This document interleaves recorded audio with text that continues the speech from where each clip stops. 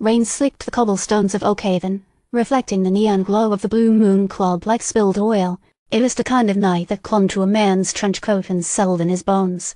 I, Jack Rourke, private investigator, was clinging to a lukewarm whiskey and a growing sense of unease. The dame sitting across from me wasn't helping. She was a blonde. Naturally, they always were. This one, though, had something extra. A quiet desperation that hummed beneath a veneer of expensive perfume and forced smiles. Her name was Vivian Holloway, and she claimed her husband, Arthur Holloway, a prominent shipping magnate, had vanished 3 days ago. The police, she said, her voice a husky whisper, they say he's probably just on a business trip. But Arthur, he always tells me where he's going. Always. Arthur Holloway was a big man, they said, built like a brick outhouse with a reputation for ruthless deals and a fondness for fast cars. He owned half the docks in Oakhaven, or so I'm told, and now he was gone. I took another swig of whiskey. Disappearance is rarely paid well, but a dame in distress always stirred something in a man. Tell me everything, Mrs. Holloway, I said, my voice rough around the edges. She told me about his routine breakfast at the Savoy, a morning spent at his office overlooking the harbour, and a late afternoon at the Black Diamond racetrack. He loves the horses, Mr. Rourke, she said, a flicker of sadness in her eyes. He says it's the only place he can find some peace. The police had already checked his office and the racetrack. Nothing. No sign of forced entry, no angry words, just an empty desk and an abandoned betting slip for a long shot named Midnight Shadow. I took the case. $500 upfront, $200 more when I found him. Enough to keep the rent paid and the whiskey flowing. My investigation started at Holloway's office. It was opulent, all mahogany and leather, overlooking a bustling harbour. His secretary, a nervous young woman named Becky, swore he's left around 4:30 p.m., saying he had a meeting with a business associate.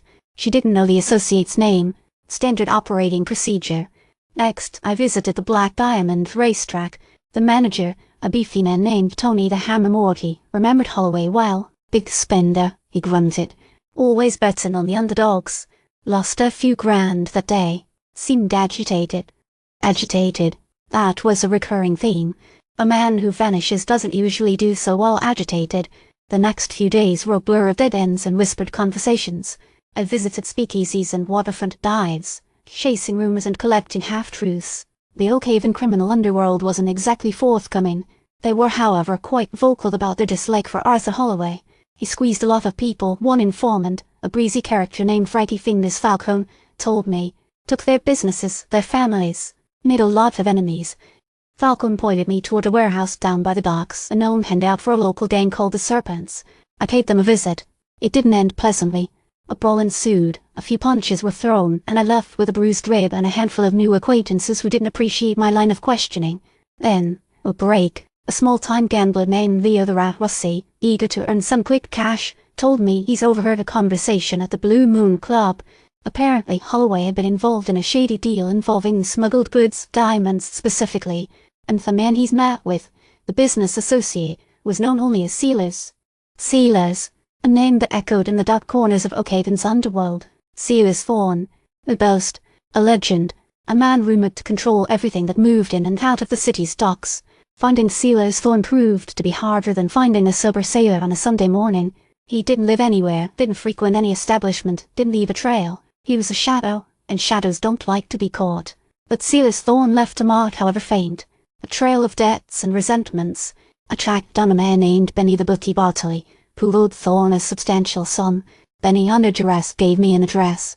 A dilapidated tenement building on the wrong side of the tracks. The address led me to a dingy apartment, the air thick with the smell of cheap cigars and fear. Inside, I found a man tied to a chair, his face bruised and swollen. It wasn't Arthur Holloway. It was Benny Bartley. Silas Thorne wants to see me, Benny croaked, his voice raspy with pain. He knows about the diamonds. He's using Holloway to smuggle them. The pieces fell into place. Silas Thorne wasn't just a shadowy figure. He was using Holloway as a pawn in a larger game.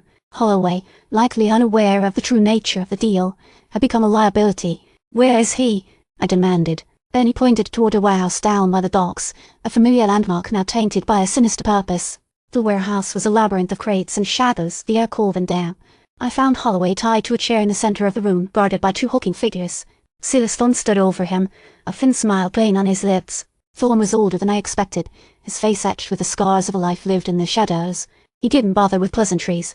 "You're poking your nose where it doesn't belong, Rourke," he said, his voice smooth as silk. "Holloway's involved in something he doesn't understand," I replied. "You're using him."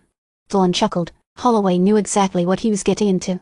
Greed is a powerful motivator. He gestured to one of the guards. "Dispose of him." But before the guard could move, I reacted. A quick draw, a well-placed shot. The guard crumpled to the ground. Chaos erupted. A brief but brutal fight ensued. I managed to subdue the remaining guard and freed Holloway. "You should have stayed out of it, Rourke," Thorne sneered, backing away towards a hidden exit. "Not my style," I said, leveling my gun. But Thorne was too fast. He vanished into the darkness, leaving behind only the echo of his laughter. I freed Holloway, who was shaken but unharmed. The police arrived, sirens wailing, the warehouse filled with flashing lights. "I don't have seen the last of Silas Thorne," I said to the police chief, watching them lead Holloway away. "He's still out there." I collected my fee from Mrs. Holloway, the $200 for finding her husband. It wasn't much, but it was enough to keep me afloat. As I walked away from the police station, the rain had stopped.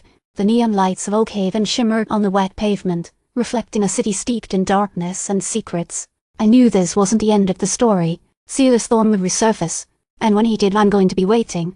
The city needed a man like me, and I was always looking for a new case. The underworld always has a new mystery, and a private investigator always seeks to solve the puzzle.